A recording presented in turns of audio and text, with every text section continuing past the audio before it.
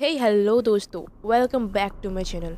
एक लंबे सी रिसर्च के बाद मैंने आप लोगों के लिए एक बहुत ही बढ़िया सी मूवी का एक्सप्लेनेशन किया है।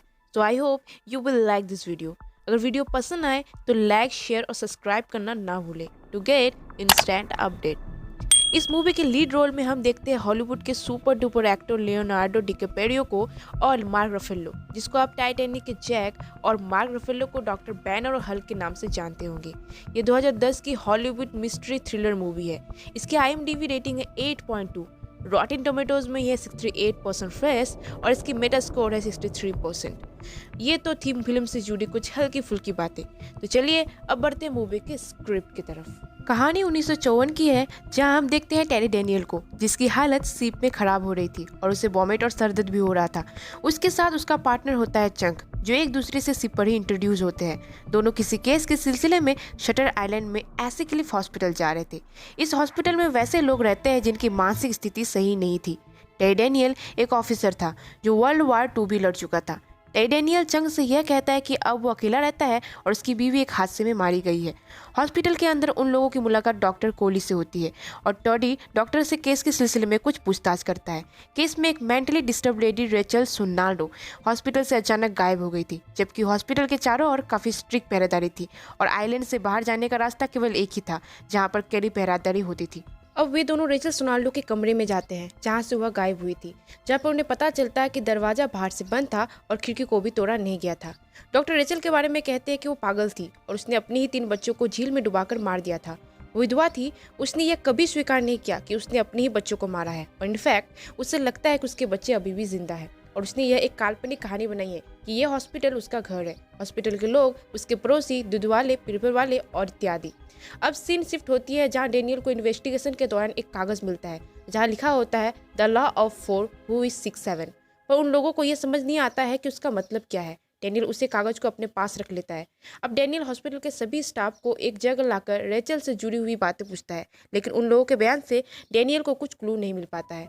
अब सीन शिफ्ट होती है जहाँ डॉक्टर कोली उन्हें एक जर्मन डॉक्टर जेमी से मिलाते हैं जो अमेरिका में बस गए थे। डेनियल को जर्मन के लोगों से नफरत था क्योंकि वर्ल्ड वार 2 के दौरान उन्होंने जर्मनी से लड़ाई की थी। इस वजह से डेनियल और डॉक्टर जेमी में आर्गुमेंट हो जाता है। डेनियल डॉक्टर जेमी से पेशेंट के फाइलों की डिमांड करता है पर डॉक्टर जेमी उसे मना कर देता है, जिस वजह से डेनियल उससे कहता है कि वह कल ही यहाँ से चला जाएगा और उसके ऊपर FIR भी दर्ज करेगा। इन सभी के बीच डेनियल्स को हमेशा कुछ ना कुछ विजन्स आते रहते हैं, जिसमें वो कभी कभी वर्ल्ड वार 2 में मरे हुए लोगों को, तो कभी अपनी पत्नी को, तो कभी कुछ बच्चों को, तो कभी रेचल को, जिससे वो काफ़ी परेशान होता है। उसे सर दर्द की भी काफ़ी शिकायत होती है। अब दूसरे दिन डेनियल बारिश की वजह से वहाँ से नहीं जा पाता। वो फिर डॉक्टर कोली से मिलता है और कहता है कि उसे हॉस्पिटल के उन सभी पेशेंट्स के इंटरव्यू लेने हैं जो रेचल के साथ उस दिन ग्रुप सेशन थेरेपी में थे। अब ग्रुप सेशन थेरेपी से जुड़ी एक पेशेंट मिसेस कंस को बुलाया जाता है, जिसने अपनी पति की हत्या एक शक की वजह से की थी। मिसेस कंस रिचेल से जुड़ी वही बातें कहती है कि रिचेल को लगता है कि उसके बच्चे जिंदा है और वे लोग उसके पड़ोसी है। मिसेस कंस इंटरव्यू देते हुए थोड़ी घबराई हुई नजर आती है और वह चक को एक गिलास पानी देने कहती है। चक पानी लेने जाता है और मिसेस कंस डेनियल को छुपाकर उसके डायरी में कुछ लिख देती है। डेनियल बाद में मिसेस कंस को किसी एंड्रयू लेडीज के मरीज के बारे में पूछता है कि क्या वह उसे जानती है, जिससे वह ना कहती है। चंग डेनियल से पूछता है कि एंड्रयू लेडीज कौन है और वह उसके बारे में सभी से क्यों पूछ रहा है। वो कहता है कि वह उसके अपार्टमेंट का स्टाफ था और उसके माचिस जलाने की वजह से ही उसके अपार्टमेंट में आग लगी थी, जिससे वह अपने पत्नी को खो दिया। लेकिन लकीली डेनियल बच गया था और इस तरह से एंड्रयू लेडीज ने और भी कई हत्याएं की थी और इसीलिए उसे भी इस हॉस्पिटल में लाया गया था, पर अब वो कहीं फरार है। डेनियल को शक था कि यहाँ पर मरीजों के साथ कुछ एक्सपेरिमेंट किया जाता है और वह उसका पता लगाएगा। डेनियल मिसेस कंस के द्वारा लिखा हुआ वो पेपर निकालता है जहाँ पर लिखा होता है रन, पर वह चंग को इसके बारे में कुछ नहीं बताता। वो दोनों इस आइलैंड पर इन्वेस्टिगेशन करने जाते हैं, पर वहाँ बहुत जोरदार तूफान आ जाता है और वे लोग किसी तरह बचते बचाते एक पुराने घर में छुपते हैं। चंग डेनियल से पूछता है कि अगर तुम्हें एंड्रयू मिल भी जाए तो तुम क्या करोगे। इस पर डेनियल कहता है कि मैं उसे नहीं मारूंगा क्योंकि वर्ल्ड वार 2 में मैंने पहले ही बहुत खून खराबा देख लिया है। वो बस इस जगह का पर्दाफाश करना चाहता है क्योंकि इससे पहले यहाँ का एक मरीज यहाँ से भाग गया था और उसने 2 आदमी को मार डाला था और कोर्ट पर ले जाने पर उसने अपने आप को मौत की सजा देने के लिए कहा, पर वो यहाँ पर वापस नहीं आना चाहता था। पर अगर तुम किसी को भी इस जगह के बारे में पूछोगे, कोई इस बारे में बताना नहीं चाहता। चंग डेनियल से कहता है कि ये कैसा कोइंसिडेंट है कि तुम इस हॉस्पिटल के बारे में इन्वेस्टिगेशन कर रहे थे और यहाँ पर गायब हुई एक औरत को केस तुम्हें मिलता है। चंग कहता है कि हम इन्वेस्टिगेशन नहीं कर रहे बल्कि हम लोग के ऊपर नज़र रखी जा रही है। इधर हॉस्पिटल के स्टाफ उन्हें ढूंढते हुए वहाँ पहुँचते हैं और दोनों वापस हॉस्पिटल जाते हैं, जहाँ डॉक्टर कोहली कुछ डॉक्टरों के साथ मिलकर मीटिंग कर रहे थे। मीटिंग में वे लोग रूम नंबर से रिलेटेड कुछ बात कर रहे थे। डेनियल उनकी बातें सुनता है और कहता है कि शायद रेचल 67 के रूम के बारे में कुछ कहना चाहती है, पर डॉक्टर कोहली कहते हैं कि यहाँ पर कोई रूम नंबर 67 नहीं है और उन्हें रेचल मिल चुकी है। ये सुनकर डेनियल थोड़ा चौंक जाता है और वे लोग रेचल सोनाल्डो के रूम में जाते हैं। डेनियल उससे कुछ सवाल पूछता है। रेचल उससे कुछ जवाब नहीं देती क्योंकि रेचल की दिमागी हालत बिल्कुल सही नहीं थी। इंटरव्यू के दौरान डेनियल को लगता है कि रेचल उसकी पत्नी है क्योंकि उससे हेलुसिनेट हो रहा था, पर अब डेनियल की तबीयत थोड़ी खराब हो जाती है। डेनियल को माइग्रेन का प्रॉब्लम था। डॉक्टर कोहली उसे दवाई देकर सुला देता है। सोने के दौरान उसे फिर से अपनी पत्नी के कुछ सपने आते हैं। उसकी पत्नी उसे सपने में यह कहती है कि एंड्रयू लेडीज अभी भी जिंदा है और तुम्हें उसे मारना होगा। अब हॉस्पिटल में वो ऐसी जगह पहुंचता है जहां उसे एक आदमी दिखता है और डेनियल को लगता है कि वही एंड्रयू लेडीज है, पर चेहरा देखने पर पता चलता है कि वो एंड्रयू लेडीज नहीं था। उस पेशेंट का नाम था जॉर्ज नोइस, जिसकी हालत बहुत खराब थी, जो इस हॉस्पिटल में 1 साल से कैद है और उसे उम्र कैद की भी सजा थी। और जॉर्ज इसके लिए डेनियल को ही जिम्मेदार ठहराता है, पर डेनियल को कुछ भी समझ नहीं आता कि वो क्या कह रहा है। वो डेनियल से कहता है कि तुम्हें क्या लगता है कि तुम यहाँ इन्वेस्टिगेशन कर रहे हो? यह एक चाल है जिसे तुम्हें फंसाया जा रहा है और तुम फंसते जा रहे हो। जॉर्ज उसे चंग के बारे में कहता है कि तुम चंग को कब से जानते हो? तुम्हें लगता है कि वह तुम्हारा दोस्त है? तो डेनियल कहता है कि मुझे उस पर विश्वास है। इस पर जॉर्ज हंसते हुए कहता है कि तुम पूरी तरह से फंस चुके हो और अब वो मुझे लाइट हाउस लेके जाएंगे, मेरे सर को काट कर मुझ पर एक्सपेरिमेंट करेंगे। यहाँ पर लाइट हाउस एक ऐसी जगह है जहाँ पर किसी को जाना अलाउ नहीं था। जॉर्ज उसे कहता है कि तुम्हें अपनी पत्नी के बारे में सोचना बंद करना होगा क्योंकि डेनियल को उसकी पत्नी के बार बार विजन्स आते थे। जॉर्ज उसे बार बार कहता है कि तुम्हें उसे जाने देना होगा, पर डेनियल कहता है कि मैं ऐसा नहीं कर पाऊंगा। तब जॉर्ज उसे कहता है कि फिर तुम इस आइलैंड से कभी नहीं निकल पाओगे। डेनियल रेचल सोनाल्डो को खोजता है पर वह उससे कहीं नहीं मिल पाता। तब डेनियल को लगता है कि वे लोग रेचल को लाइट हाउस लेकर चले गए होंगे। अब हम देखते हैं कि चंक और डेनियल दोनों इस लाइट हाउस की तरफ निकलते हैं। काफ़ी दूर पहुंचने के बाद चंक उससे कहता है कि हम वहां नहीं पहुंच पाएंगे क्योंकि शाम हो चुकी है। चंक उससे कहता है कि मुझे कुछ और पता चला है, यहाँ एक सरसटवा मरीज भी है और उसके पास कुछ पेपर भी है, पर डेनियल ने लाइट हाउस जाने की जिद बना लिया था। डेनियल अकेले आगे बढ़ता है पर उसे आगे कोई रास्ता नहीं मिल पाता। जब वो लौटता है तो वह देखता है कि चंक वहाँ नहीं है। पहाड़ी से नीचे देखने पर उसे चंक की बॉडी नीचे दिखता है। किसी तरह से वो चट्टानों से नीचे उतरता है पर वहाँ पर चंक की बॉडी नहीं होती है बल्कि बहुत सारे चूहे होते हैं। चट्टानों पर एक गुफा बना था जहाँ से आग की कुछ लौ नजरें आ रही थी। डेनियल वहाँ जाता है जहाँ पर एक लेडी होती है।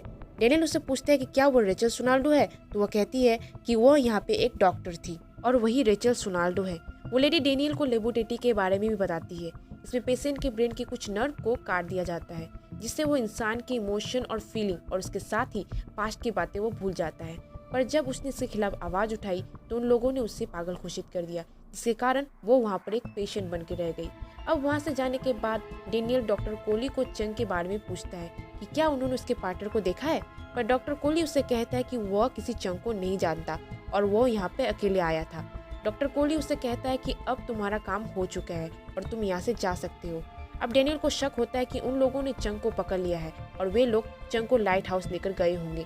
वो लाइट हाउस की तरफ भागता है। बीच बीच में उसे अपनी वाइफ के विजन्स भी आते हैं। लाइट हाउस किसी तरह पहुंचने पर उसे वहाँ डॉक्टर कोहली मिलता है। वहाँ पहुंचने पर वह चंग को पूछता है। डेनियल कहता है कि उसे सच का पता चल गया है और वह रेचल सोनाल्डो से पहाड़ी के गुफा पर भी मिला था और वही रियल रेचल सोनाल्डो है, पर अब वो कहाँ है वो नहीं जानता। तो डॉक्टर कोहली कहता है क्योंकि वहाँ ऐसा कुछ था ही नहीं और वह डेनियल का दिमाग का भ्रम है। डॉक्टर कोहली कहता है कि तुम इस हॉस्पिटल के 67वें मरीज हो और तुम्हें यहाँ पर 2 साल पहले लाया गया था। डेनियल को उस पर भरोसा नहीं होता है। डॉक्टर कोहली उसे एक फॉर्म दिखाता है जिसमें उसके बारे में सब कुछ लिखा था, लेकिन डेनियल उसको सच नहीं मानता है। डॉक्टर कोहली बोर्ड में उसे कुछ नाम दिखाते हैं जहाँ वो उससे कहता है कि तुम्हारा नाम एडवर्ड डेनियल नहीं बल्कि एंड्रयू लेडीज है और जिस आदमी को तुम इतने दिन से ढूंढ रहे थे वो तुम खुद हो। और रेचल सोनाल्डो और एडवर्ड डेनियल तुम्हारे द्वारा बनाया गया एक नाम है जो तुम्हारा बहुत बड़ा भ्रम है। तुम बहुत ही भयानक इंसिडेंट से गुजर चुकी हो जिससे तुम्हारी मानसिक स्थिति काफ़ी बिगड़ गई है। डॉक्टर कोहली उसे बार बार कहता है कि तुम ही इस एसिक्लिफ हॉस्पिटल के 67वें मरीज हो और यह बात तुम्हें माननी पड़ेगी कि तुम एडवर्ड डेनियल नहीं बल्कि एंड्रयू लेडीज हो और तुमने ही जॉर्ज नॉइस को 2 हफ्ते पहले बहुत बुरी तरीके से मारा था, जिस वजह से जॉर्ज तुम्हें इसका जिम्मेदार ठहरा रहा था। इससे डेनियल कहता है कि मैं ऐसा क्यों करूंगा, क्योंकि उसने तुम्हें एंड्रयू लेडीज कहा था, जिसे तुम अपनी पत्नी का हत्यारा समझते हो। मूवी का रियल ट्विस्ट यहीं पर खुलता है। अब आप समझ ही गए होंगे कि डेनियल एंड्रयू लेडीज को क्यों हत्यारा बोल रहा था, क्योंकि उसने ही अपनी पत्नी की हत्या की थी। एडवर्ड डेनियल, जिसका असली नाम है एंड्रयू लेडीज, वो ये बात एक्सेप्ट करना ही नहीं चाहता था। तभी पीछे से चक आता है और वो कहता है कि मैं तुम्हारा पार्टनर नहीं बल्कि साइकेट्रिस्ट हूँ और इसलिए हर कदम मैं तुम्हारे साथ था और पिछले 2 साल से हूँ।